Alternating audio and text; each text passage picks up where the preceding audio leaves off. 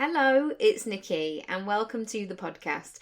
I'm so glad so many of you are loving the interviews and thank you so much for sharing, rating and reviewing.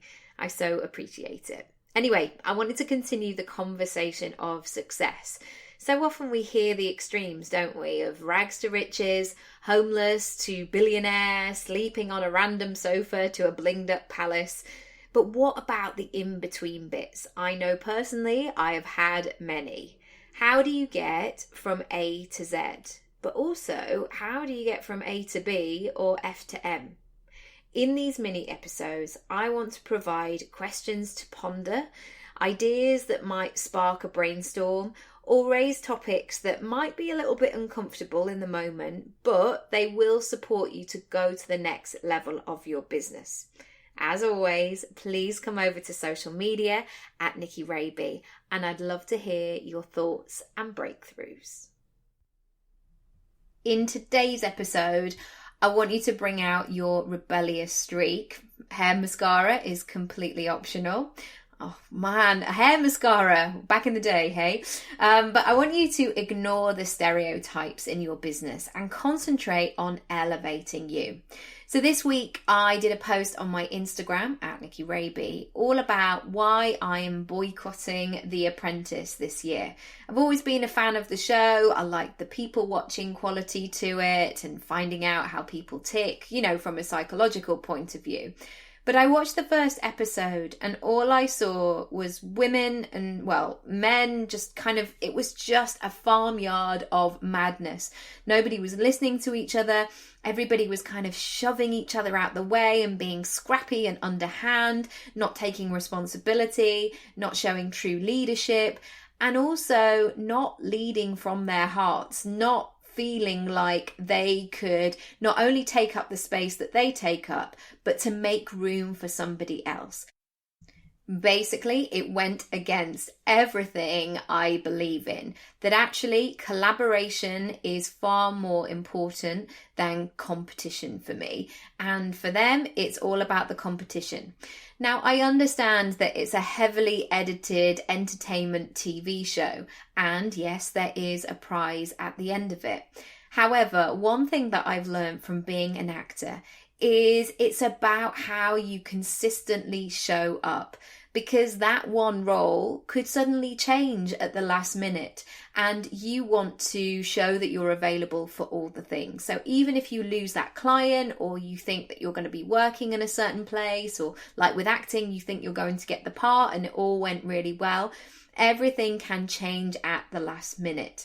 So I really work on the sense of just being good every time. Of course, we all have our bad days, that goes without saying, but setting that standard for myself that I'm basically not going to be a DICK if you've got children listening.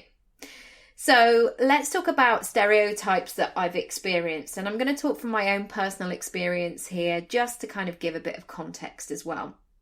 So I definitely experienced in the early years being a ginger-haired person and what connotations and associations went along with that.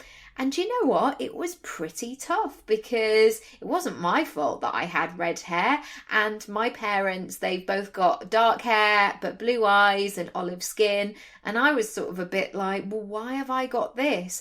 And then, of course, my peers would obviously take the mick out of me and they stereotyped me into that position of being less than or not good enough, or they just defined me by the fact that I was a ginger and not really worthy. And it didn't matter what other things that I did, whether I was a nice person or if I was clever or if I was pretty or any of those sort of things, that being a ginger was still the worst thing that you could have.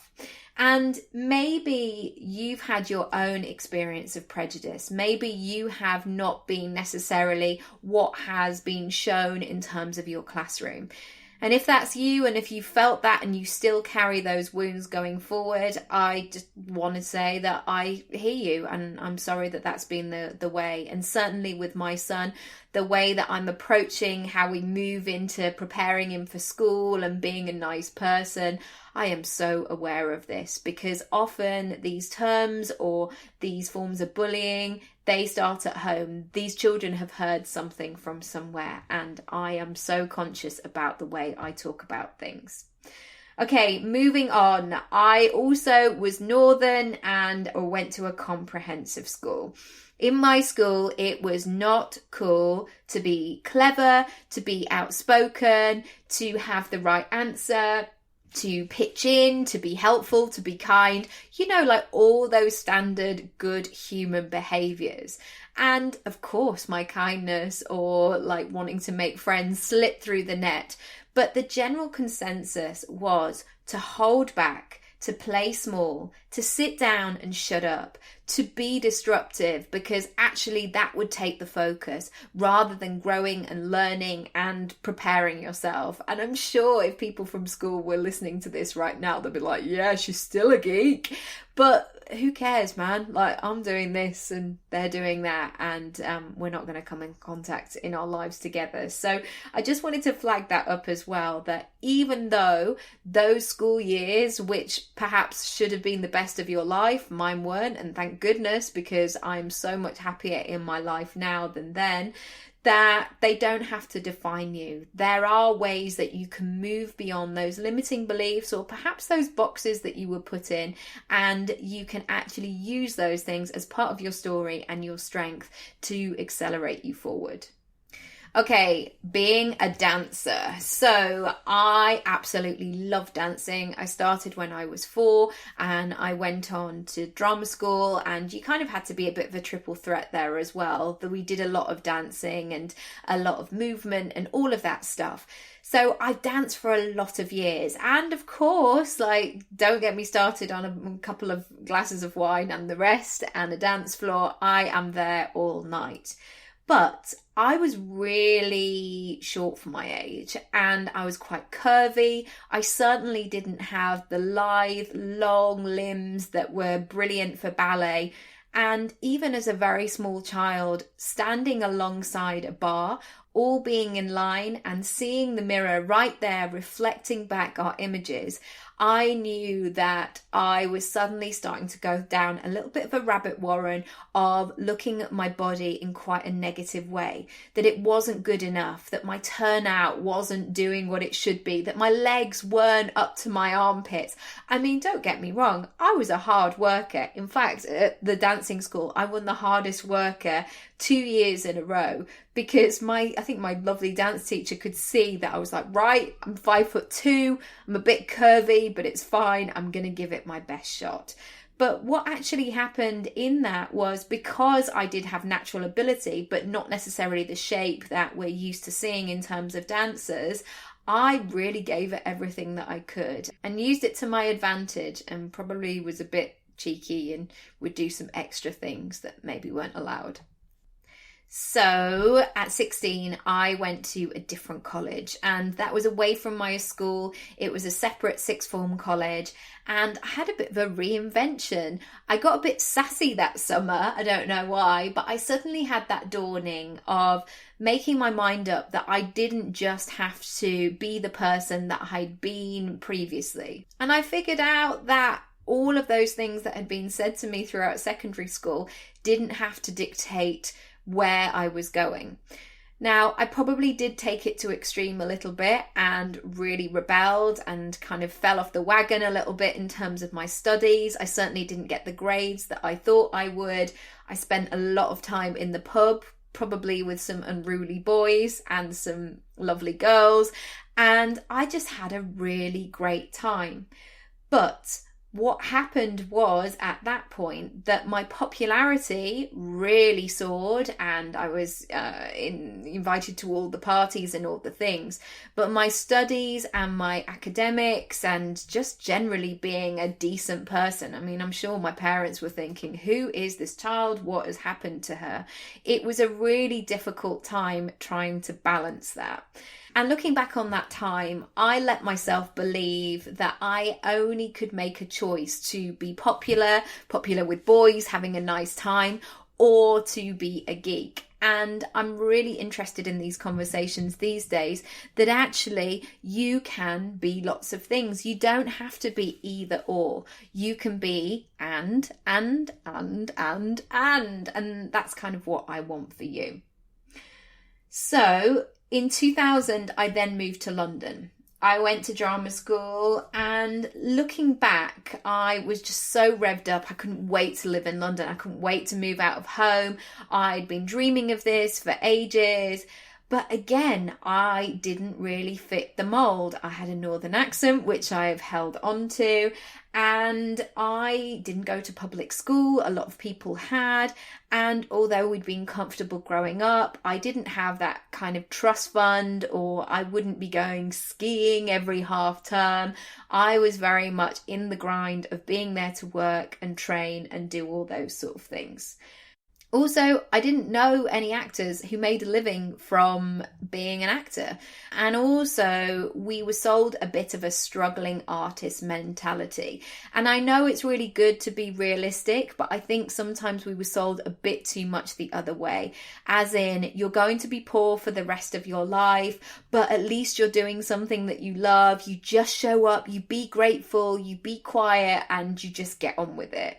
Whereas actually, I found throughout my career that when I'm financially stable, I do better work. I'm more creative. I'm more open to the ideas. I'm less stressed. I'm able to give much more to the job. So that was a stereotype that I really wanted to combat and reinvent myself. And it's taken me a long time, because I think that I did for many years, played small, didn't necessarily think much further than the next few months ahead, and sort of was spontaneous and a bit in a waiting capacity. So I was just waiting for the phone to ring, waiting for permission. And I've got to the sense now where I'm very much driving my own career. So maybe you've had some stereotypes like that, where you've just felt like a square peg in a round hole the whole time. Maybe you did a corporate job where people said you had to be a certain way, and everything in your being was really rebelling against that, and you wanted to shout in a rude, spontaneous way in the middle of a board meeting, "No, don't make me do that." Okay, so then skip to 2012. I trained as a life coach. So I got there on the first day. It was a 2-day free workshop that I went along to, and I was the youngest person there by about 20 years. A lot of people had recently divorced and found themselves, and that is no judgment on divorce. There is divorce in my family, I know it well. But there was that sense of, I'm going to fix you. There was a lot of those kind of voices, all of those like, I'm enlightened and now I'm going to share it with you. And that just didn't sit well with me at all. I never want to feel like I'm being patronized and being told like, don't worry, I know all the things and now I'm going to teach them to you. So I was surrounded by those kind of people. But then when I looked online, the people that I was watching were American. They were very much ahead of the curve. It's still only just getting going in the UK. And everybody was bouncy, big-haired, arms folded, badass women, driving Lamborghinis, wearing Rolexes. You know, that kind of luxe lifestyle that people talk about. And as I was sitting night after night at my computer training, I was not feeling any of those things. In fact, I was just thinking, oh my goodness, like I'm never going to get there. But I ignored my instinct, and I tried to do that. So the first couple of websites that I had, they were all about finding the empowered you, and they were all really shouty, all quite knowing and closed, and that is really not me. And what I was finding was that I was forcing a style upon myself, and it really just didn't sit right. And therefore it didn't attract the right clients. It didn't attract consistent clients. And I spent a lot of the first couple of years figuring it out, and then realizing that it wasn't for me, undoing it all, starting again, doing something else, taking a new direction. It was exhausting.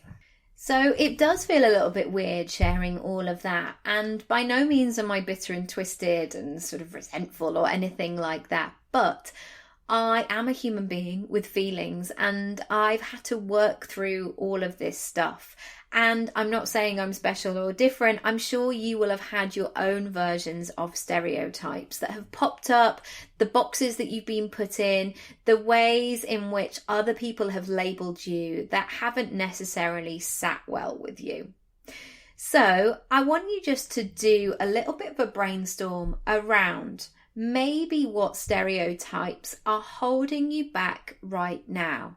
And the way that you get connected with this is thinking about the progress that you want to make, but those little voices in your head that pop up to say hello every single time you try to make progress. And I really want you to go into detail of what that means to you. Keep asking yourself why. So if you have a sentence of, well, this happens and this is just the way it is, or, well, that's just how it's always been, keep asking yourself why. I'm sure you will get to the root of, maybe it was that person that said something to you, or perhaps you overheard a conversation and you cemented a new belief about how these things happen. So really consider what those stereotypes are and how maybe they're holding you back. One thing that I've really learned is when I am me and I do things in the way that feels really good, when I get in the flow, great things happen. So I'm not saying that you need to be me by any means. And I'm not saying that you need to emulate my version of things. What I need you to be is you, and to own that and to do some work around that and really think about what this next level is for you. Where are you going in the next 3, 6, 9, 12 months? What do you want to gain? What do you want to achieve? And looking at the actions and the mindset to have in place in order to take that action. Because you know what? The more that you can align with that, the more that you can start to wear that as your new normal, everything else will start to fall into place. Because once you know your values, what's important to you, you will be able to have that benchmark of what is acceptable and what is not, what is in your life now and what is not, where your boundaries are and where they're not, where they're a bit more fluid. So enjoy. I hope you found that useful, and if you need to digest this over the next couple of days, what I don't want it to be is too triggering for you. Just be really kind and gentle to yourself and do this exercise super slowly. And as always, if you've got any comments or feedback, please let me know over on Instagram at Nikki Raby, or you can email me hello@nikkiraby.com. Also, if you haven't already done so, please check out the online events that I've got coming up. There's loads for you to choose from. I'm doing 4 in November that I'm really excited to share. And also, if you haven't subscribed to my online magazine, which helps you just kickstart your week, you can do so, nikkiraby.com/magazine. Thanks so much for listening. I'll see you soon. Thank you so much for listening as always. If you do want to rate and review and subscribe over on iTunes, or even share it with a friend, I would love it. Thank you so much for your support. If you want to find out more about me and how we can work together, please go to nikkiraby.com or connect with me across social media at Nikki Raby. I'll see you soon. Bye.